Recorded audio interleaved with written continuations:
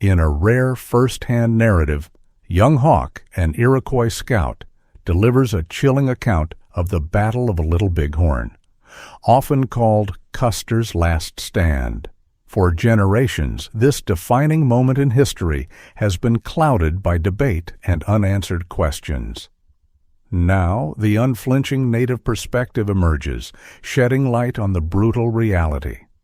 Young Hawk's vivid recollections plunge you into the chaos of that fateful day where George Armstrong Custer and his 7th Cavalry met their end. Prepare for an immersive, haunting retelling of this legendary clash. Settle in as we unravel the untold story, piece by harrowing piece. Before we begin, don't forget to like this video and subscribe to our channel to join our growing community. The troops had gathered on a slight rise near the hill's base, where Custer's men joined them after descending from the towering butte. Tension rippled through the scouts, who anxiously speculated how Custer would react upon discovering the Dakotas knew of his advance. Earlier, scouts returning from the hill had warned of 6 Dakota warriors nearby. As Custer arrived, the scouts separated into tribal groups: Iroquois, Crow, and others.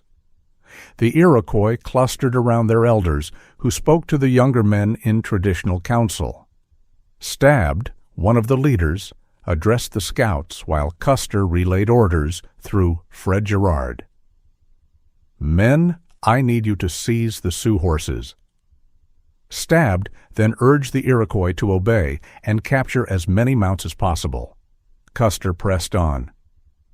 "Move swiftly to their camp and take their horses. Today will test your courage. Steel yourselves. You'll learn much before nightfall."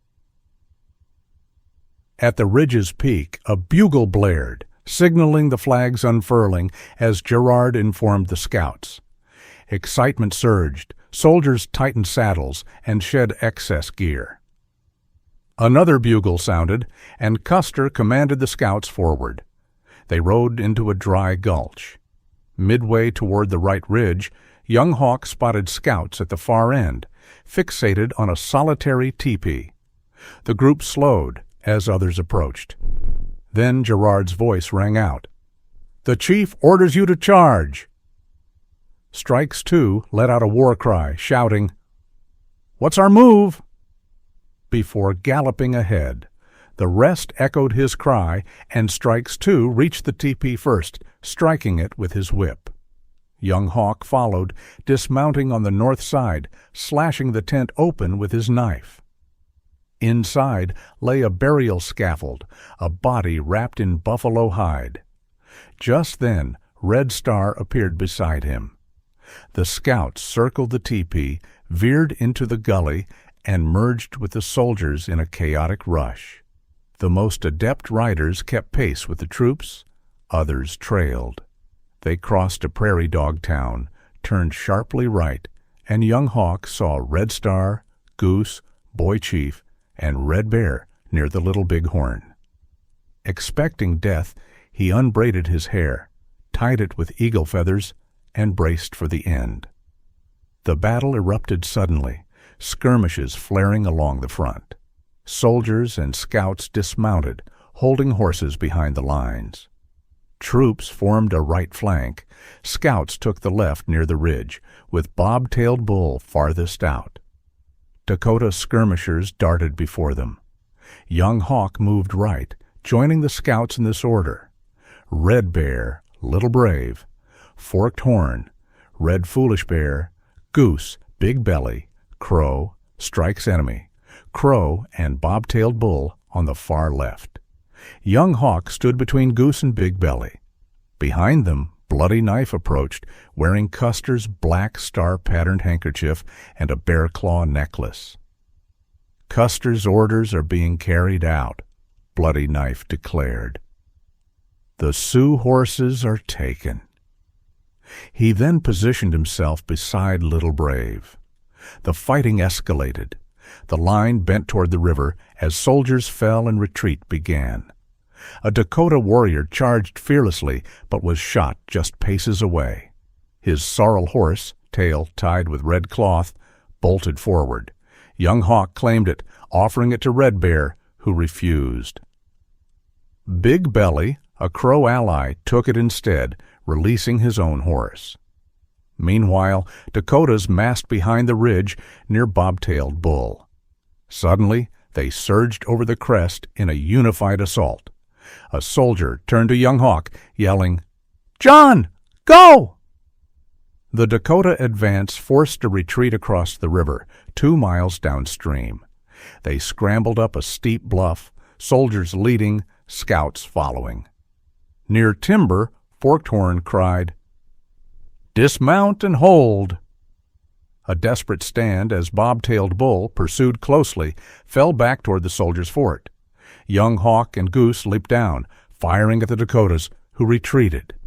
4 scouts, Half Yellowface, Strike's Enemy, Red Foolish Bear, and Forked Horn, fled into brush, crossing the river downstream. Young Hawk and Goose followed, horses struggling in deep water.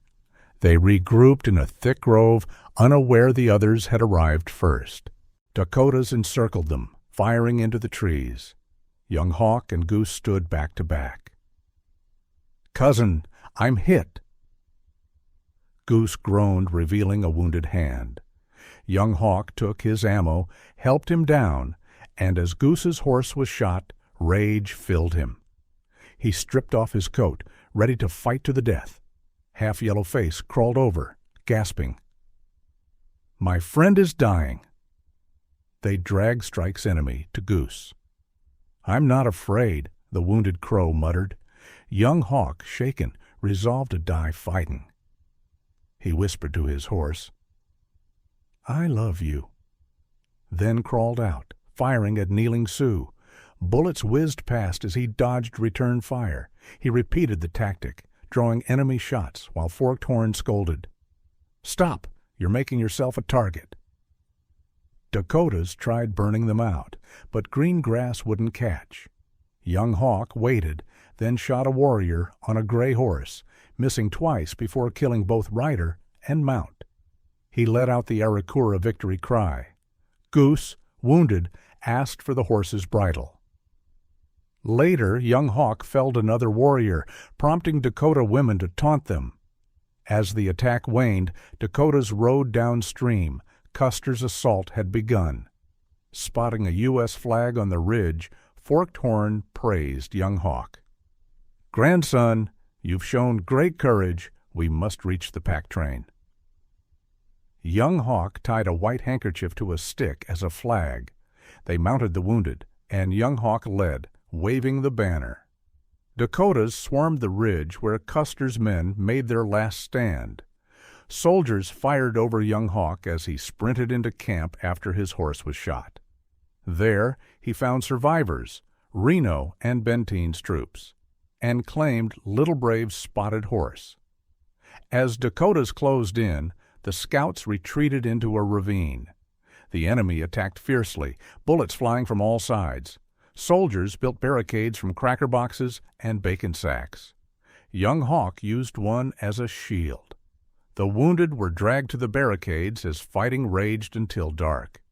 At dawn, battle resumed. An officer tasked scouts with delivering a message after nightfall. Goose, despite his wounds, insisted on joining. "The president must know what happened here," the officer stressed.